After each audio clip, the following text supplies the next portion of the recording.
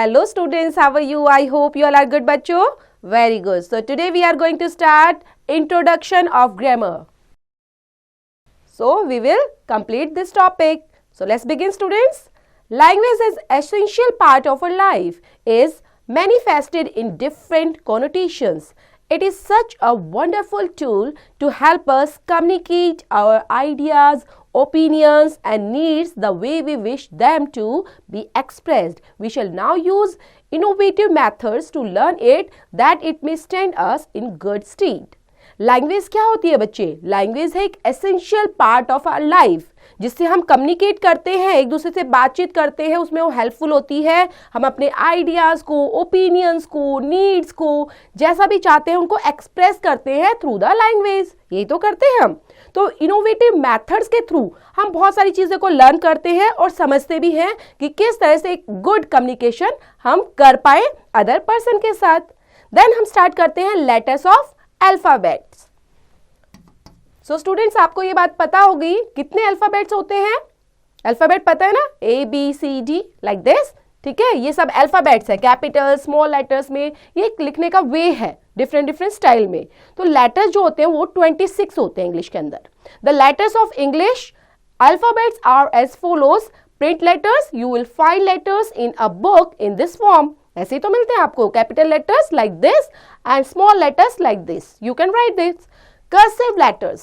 Cursive letters are used in handwriting, in which each letters is joined to the subsequent letters in the word. They help to make the handwriting elegant. यही तो करता है. जो cursive letter है बच्चे हैं तो ABCD ही same है एज इट इज. वो कोई ऐसा नहीं है कि हम कुछ अलग पढ़ रहे हैं. ABCD वैसा ही प्रोनाउंस होती है वो चीजें. लेकिन क्या होता है इसको लिखने से?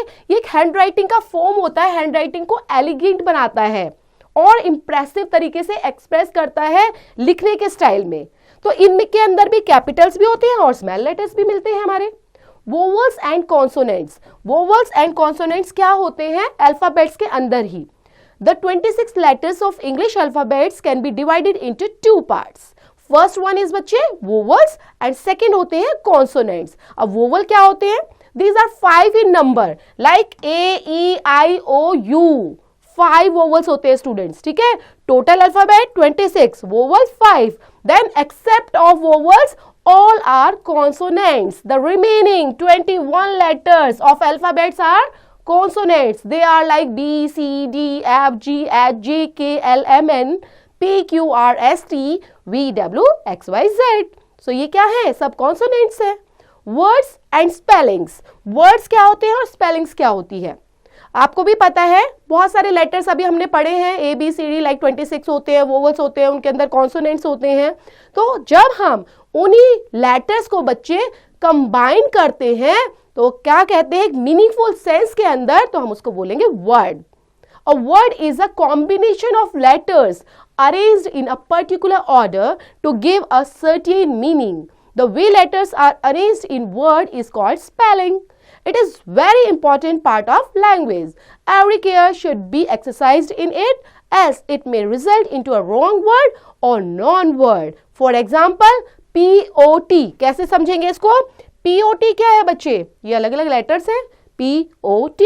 ओके. देन हम इनको एक सिस्टमैटिक वे में, एक मीनिंगफुल तरीके से जो अदर पर्सन के लिए इजीली अंडरस्टैंड हो, हाँ वो क्या कहना चाहता है एग्जैक्टली. ठीक है, तो उस बेस पर हम उसका एक मीनिंगफुल बनाएंगे. अब इनको अरेंज तो करना है. अरेंज कैसे कर सकते हैं? POT कर सकते हैं, PTO, OPT, OTP, TOP, TPO.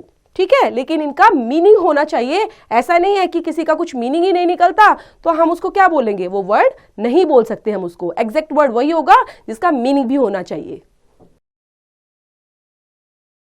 In this example, we have arranged 3 letters in different way and you can see the result of all arrangements. Only POT, OPT and TOP top are meaningful words. Pot आप समझते हैं, OP means पता है आपको, top means भी पता है, meaningful word है. While PTO may serve as abbreviations for please turn over, while other have the little sense. तो अब क्या है, उनका कोई सेंस ही नहीं था, इनके अलावा जो वर्ड थे उनका कोई सेंस नहीं होता। लेकिन PTO का हमें पता है, अगर हम प्रॉपर तरीके से उनका फुल मीनिंग लेंगे तो उसका मतलब होता है पेज टर्न ओवर। लेकिन औरों का तो कोई मीनिंग ही नहीं है, इसलिए उनको वर्ड नहीं बोलेंगे, वर्ड की कैटेगरी में एग्जिस्ट नहीं होंगे वो। नेक्स्ट हमारा है alphabetical order and dictionary.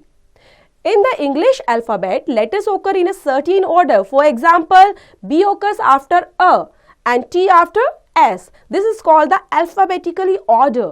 Any dictionary lists all its word in this order so that a reader can find word easily. In it, each letters of the spelling is arranged in alphabetical order. यही होता है dictionary. आपने कभी check की होगी तो बच्चे, उसमें क्या होता है, A से वर्ड स्टार्ट होते हैं, like A, B, C, D, इस तरह से सीक्वेंस वाइज वर्ड्स लिखे रहते हैं, देन उनके मीनिंग भी वहां पर होते हैं, ठीक है।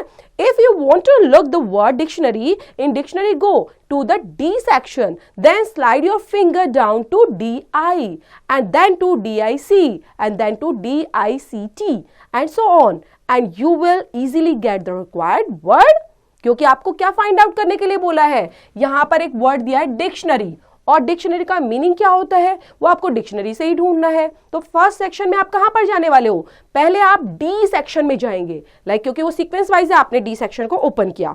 डी सेक्शन के बाद नेक्स्ट वर्ड देखेंगे स्टूडेंट्स, यहां पर नेक्स्ट वर्ड हमारा क्या है, आई, देन आप DI वाले पे जाएंगे, देन आपको DI वाला कैटेगरी मिल गई, देन उससे एग्जिस्ट करके और आगे बढ़ेंगे DIC, फिर उससे नेक्स्ट वर्ड DICT। इस तरह से आप जाते हुए आपको एक डिक्शनरी वर्ड दिख जाएगा और उसका मीनिंग भी आप इजीली मिल जाएगा आपको। For thought, different dictionaries depending upon their size give different types of information. A thin dictionary will include only limited aspects of a word such as entry word, its pronunciation, part of speech and meaning. It may be give only more popular meanings without example of its uses. A thick dictionary, of other hand, may give a variety of information such as entry word, pronunciation, part of speech, forms, origin, meaning in different shades, uses, linked word, idioms and phrases, etc. Therefore, it is essential to buy a thick dictionary from a good publisher. अब यहाँ पर dictionary से related कुछ बताया गया है बच्चे, कि अलग अलग तरीके की डिक्शनरी होती हैं। एक छोटी होती है पतली सी, ठीक है, जिसके अंदर बस ये होता है हमारी इंपॉर्टेंट चीज दी होती है, मीनिंग दिया गया और हो गया उसका कंप्लीट, ठीक है। यूसेज भी दे देते हैं, उसके अंदर सेंटेंस भी दिखा देते हैं कि किस तरह से इसका सेंटेंस आप फॉर्म कर सकते हैं, वो चीजें वहां पर शो होती हैं। लेकिन एक थिक डिक्शनरी जब आप लेते हो उसमें बहुत सारी चीजें इंक्लूड होती हैं, ठीक है। वर्ड से रिलेटेड मीनिंग भी होगा, देन इंफॉर्मेशन होगी, देन एंट्री वर्ड होगा, प्रोनाउंसिएशन कैसे किया जाएगा, उसका पार्ट ऑफ स्पीच कौन सा है, कौन सी फॉर्म एग्जिस्ट करती है उसके अंदर, ऑरिजिन कहाँ का है, then meaning in different shades क्या है, यूसेज, लिंक्ड वर्ड्स क्या हो सकते हैं, उसी पर बेस्ड इडियम क्या हो सकता है, फ्रेजेस क्या हो सकते हैं। तो थिक डिक्शनरी के अंदर एक कंप्लीट नॉलेज होती है related to word, okay. Then good publisher क्या करता है, ऐसी थिक डिक्शनरी को पब्लिश करते हैं ज्यादातर। तो ये था हमारा बच्चे इंट्रोडक्शन ग्रामर से रिलेटेड। तो इसके अंदर प्रैक्टिस ड्रिल दी गई है, आप देख पा रहे हो इजीली। तो प्रैक्टिस ड्रिल के अंदर आपने खुद से प्रैक्टिस करनी है, ओके। इस बेस पर देखते हुए, ताकि कंप्लीट चैप्टर के अंदर कैसे दिया हुआ है अल्फाबेट, और उस बेस पर कंप्लीट करते हुए एक्सरसाइज आपने खुद से कंप्लीट करनी है स्टूडेंट्स।